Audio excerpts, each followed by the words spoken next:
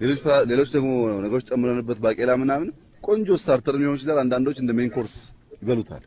በቀላሉ ለምግብ መዋል የሚችል ነገር ነው።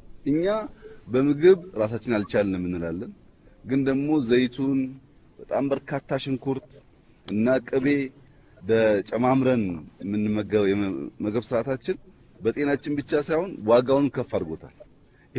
ይሄ ስንዴ ካለ ዳቦ ከተጋገረ አቮካዶ ካለ ፓፓያ ምን እንፈልጋለን? ዳቦና ሙዝ እንበላለን፣ እንሮጣለን። የግድ አይደለም እኮ እንጀራ በወጥ መብላት። የሚበላ ነገር ካለ አማራጭ ነው የምንፈልገው እንጂ የግድ እንጀራ በወጥ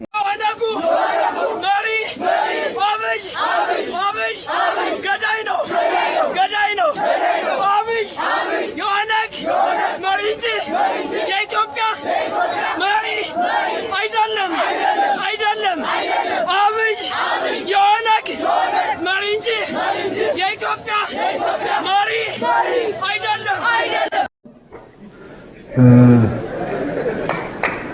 እኔን አያውቁኝም፣ እኔም አላውቃቸውም። ስለዚህ ብዙ አይመለከተኝም።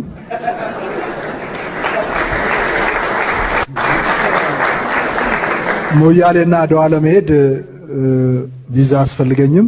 ከዛ ውጪ እኔ ብዙ እንቅስቃሴ ስለማደርግ አያውቁኝም፣ አላውቃቸውም። ስለዚህ የውሳኔው እኔን አይመለከተኝም እንድታደርሱልኝ። ከዛ በዘለለ ነቀዝ የበላው ስንዴ ነው የሚቀርብን፣ ቢቀርብን ይሻላል። እግዚአብሔር ሆይ HR 6600 S እግዚአብሔር ሆይ 3199 የዘላለም አምላክ እግዚአብሔር ሆይ በህዝባችን ላይ አምጥተው እግዚአብሔር ሆይ እንደ ቀንበር ሊጭኑብን የፈለጉትን በናዝሬቱ ጌታ በኢየሱስ ስም እጅህ እግዚአብሔር አምላክ ሆይ እንዲከለክልልን ጸልያለሁ። ተስፋ የለንም፣ ተስፋችን አንተ ነህ የኔ ጌታ። እኔ ለ6 ዓመታት የኢሳት የገቢ ማሰባሰቢያ ዝግጅቶች ላይ ተካፍያለሁ።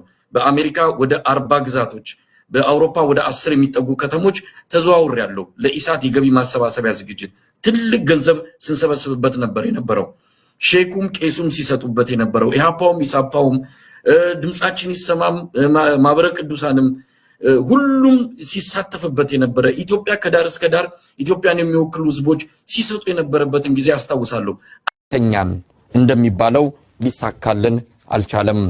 አንድ የቦርድ አባል የተቋሙን የባንክ አካውንት ተቆጣጥሮ በፈለገው ዓላማ ያለ ተጠያቂነት ገንዘብ እያስተላለፈ በመገኘቱና የኢሳት ቤተሰቦች ተቋሙን ለማጠናከር በጎፈንድሚ አማካኝነት ለኢሳት ከለገሱት $220,000 ውስጥ $181,650 ለአንድ ፓርቲ ለማስረከብ የደብዳቤ ልውውጥ ማድረጋቸው በተጨባጭ በመረጋገጡ አሁን ላለበት ደረጃ እንዲደርስ ያደረግነውን ጋዜጠኞች ደሞዝ ከመከልከልና ደሞዝ ከመቀነስ ጀምሮ ኢሳትን ለቀን እንድንወጣ የተለያዩ ግፊቶች ሲደረጉብን ቆይተዋል።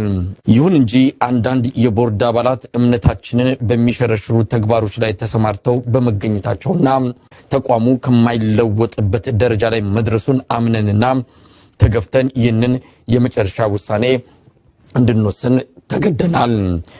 የተወሰነውን ውሳኔ በመቀልበስ የቦርድ አባላቱ ራሳቸውንና ጥቂት የመረጧቸውን ግለሰቦች አዲስ አበባ ላይ ባለቤት አድርገው በማስመዝገብ የተሰጣቸው ኃላፊነትን ሳይወጡ በመቅረታቸው የቦርዱ ሊቀመንበር ዶክተር ሰለሞን ረታን ከቦርዱ አመራርና አባልነት በማባረራቸው ከጋዜጠኝነት ስራና አሰራር ጋር ምንም ግንኙነት የሌላቸው አመራሮች የተሰባሰቡበት ተቋም መሆኑ እንዳብነት የሚጠቀሱ ናቸው።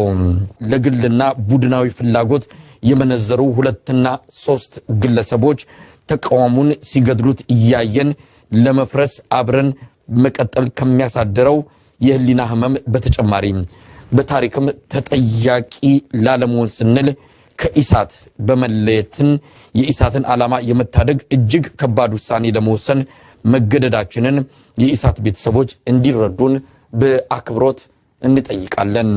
ከ10 ዓመታት በላይ ከሰራንበትና ካደራጀነው ተቋም ባዶ እጃችንን የተሰናበትን በመሆኑ ለዚህ ይረዳን ዘንድ የጎፈንድሚ